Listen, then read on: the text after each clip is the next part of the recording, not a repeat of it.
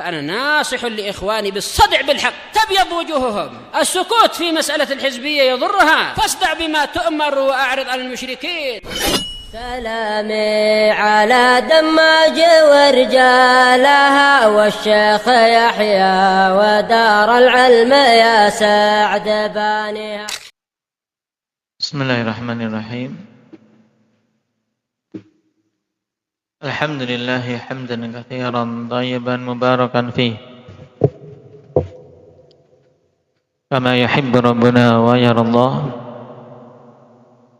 Asyhadu an la ilaha illallah wahdahu la syarika lah. Wa asyhadu anna Muhammadan 'abduhu wa rasuluh.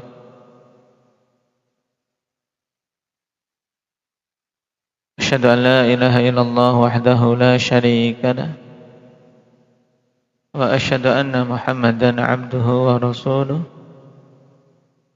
Sallallahu alaihi wa ala alihi wa ashabihi ajma'in, amma ba'd.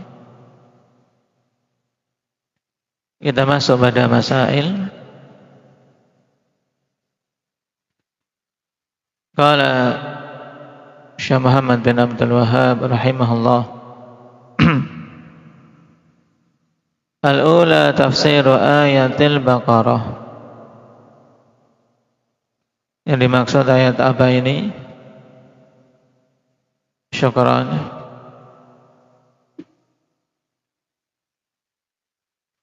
Nah, walaqad alimu laman ishtarahu ma lahu fil akhirati min khalaq. Pendalilan untuk pembahasan masalah sihir apa ini?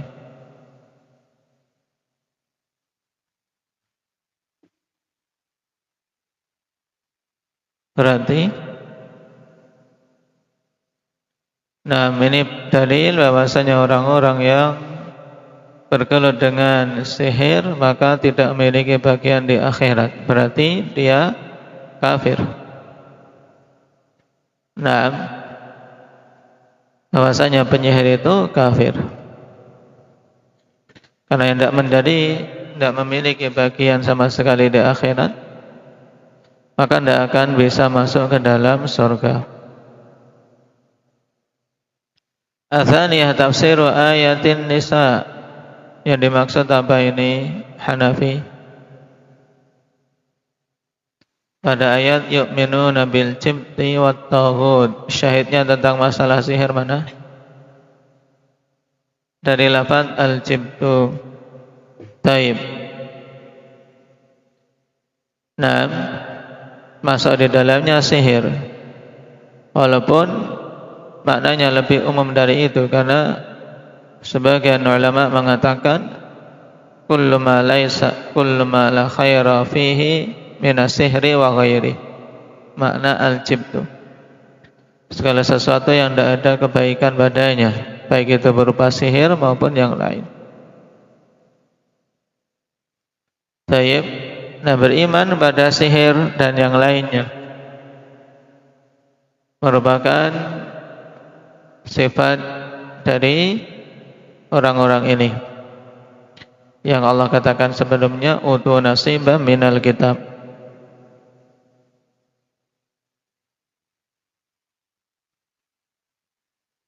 Atsalitsah tafsirul jibti wat taghuti wal farqu bainahuma. Penafsiran al-jibti dan taghut serta perbedaan antara keduanya.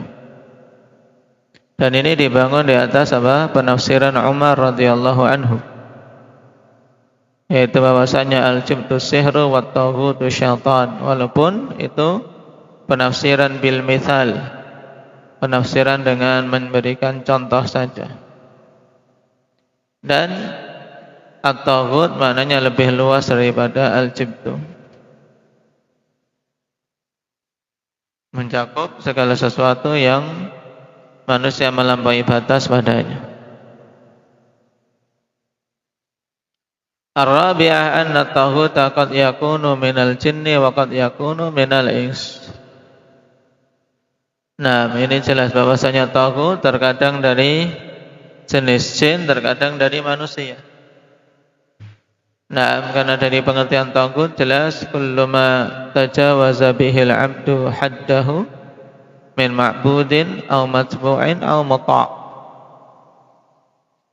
Segala sesuatu yang manusia melampaui batas padanya, baik itu sesuatu yang diibadahi, berhala-berhala masuk. Nah, atau diikuti seperti para penguasa zalim, para ulama yang sesat, atau ditaati dari pemimpin-pemimpin yang menyeru pada kesesatan.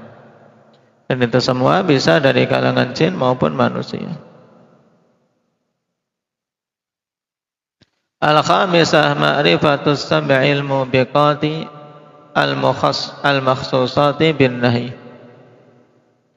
Mengetahui 7 perkara yang mencelakakan, yang dikhususkan dengan pelarangan. Walaupun hadis tersebut tidak menunjukkan bahwasanya dosa besar hanya 7 itu saja, karena tidak diinginkan pembatasan. Cuman disebutkan 7 untuk penekanan bahwasanya 7 perkara ini sangat berbahaya. Bagaimana bunyi hadisnya, Talha?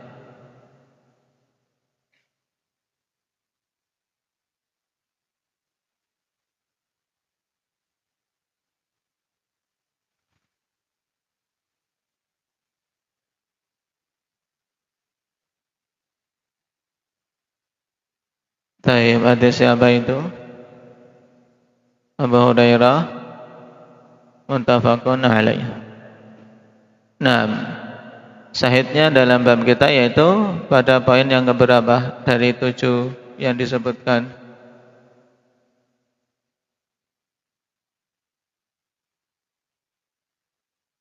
Pada urutan keberapa Nabi sebutkan?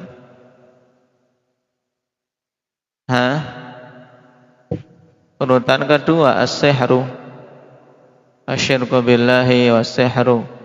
Taib. Kemudian yang ke-6, an-sahira yakfur, bahwasanya penyihir itu kafir. Dan ini telah jelas kita sebutkan di antara dalil-dalilnya apa yang menunjukkan kafirnya penyihir. Indak Ismail.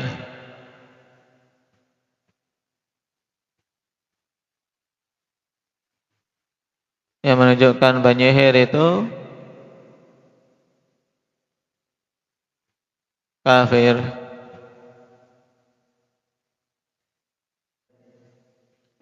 Nah, walaqad alimu laman ishtarahu ma lahu fil akhirati min khalaq. Yang lainnya Mbak Rifki.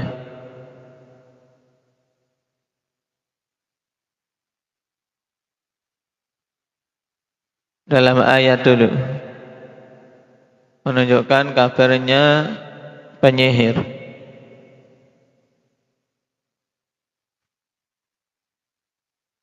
Wa ma yu'allimani min ahadin hatta yaqula innama nahnu fitnatun fala takfur. Tayyib di Al-Baqarah. Karena Harut dan Marut tidak mengajari seorang pun sampai dia mengatakan kami ini fitnah. Jangan kalian kafir dengan mempelajari sihir.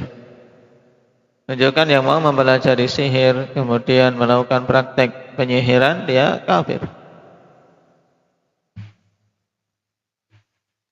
Tayyib.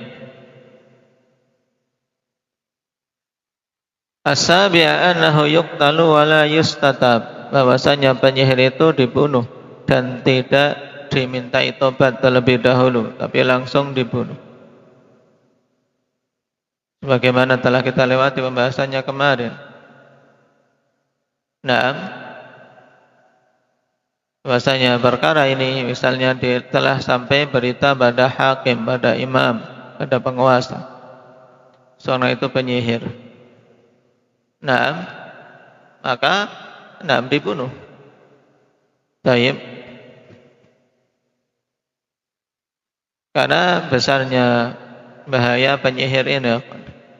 Di muka mungkin dia tidak menunjukkan kejahatan, tapi di di belakang dengan cara yang tersembunyi dengan sihirnya, dia menimbulkan kerusakan yang banyak di tengah manusia.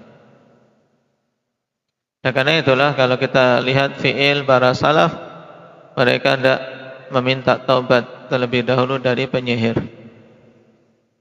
langsung dihukum mati ketika telah tahu dia itu memang penyihir. Tapi apabila imam beristihad untuk dimintai taubat terlebih dahulu, diberi batasan waktu untuk bertobat, kemudian baru dibunuh kalau tidak mau bertobat, maka ini tidak diingkari. Cuman tetap yang seperti itu berbahaya karena penyihir, kawan. Nah, ketika tidak segera musnahkan, ya dia bisa saja rajanya baru meminta taubat, dia menyerang dengan sihirnya dan seterusnya, wal'iyadu billah. Taib. Setelah kita lewati penyihir dibunuh sebagai apa? Hukuman atas kemurtadan. Taib. Jadi penyihir dibunuh karena murtad. Ketika diketahui sihirnya memang sihir apa? Sihir menggunakan syaitan. Bedanya dengan dibunuh sebagai hukum had, akhwan. Kalau dibunuh sebagai hukum had, dia masih kategori muslim. Nah, misalnya penyulap, tukang sulap, tukang tipu, misalnya. Atau seorang yang menggunakan ramuan untuk membunuh, menimbulkan kekacauan, halusinasi, ini tidak menggunakan syaitan, maka ini adalah kefasikan, kezaliman. Kalau sampai membunuh orang dengan sebab itu, maka hukumnya hukum had. Nah, kalau dia muslim, masih muslim, tapi zalim, dibunuh karena telah membunuh orang dengan sebagai hukum qisas. Kalau hukum karena murtad, dia tidak disolati, tidak dikubur di kuburan kaum muslimin. Taib. Dan tidak saling mewarisi dengan ahli warisnya. Adapun hukum had, maka hukum-hukum muslim yang mati masih berlaku padanya.